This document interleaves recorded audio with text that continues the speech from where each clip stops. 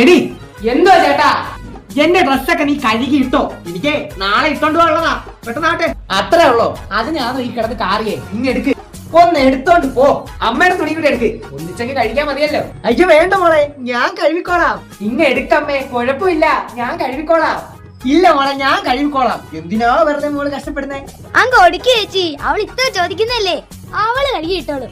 ഇതൊന്നും അവക്കൊരു ജോലിയല്ല. എന്നാ മോളെ, അവള് വളരെ നല്ല മരുമോളാ. എല്ലാ ചേച്ചിയുടെയും മോന്റെയും ഭാഗ്യം. കുറച്ച് വെള്ളം കൊണ്ടുതാ. വേണ്ട വെള്ളം. എന്ത് ചേച്ചി,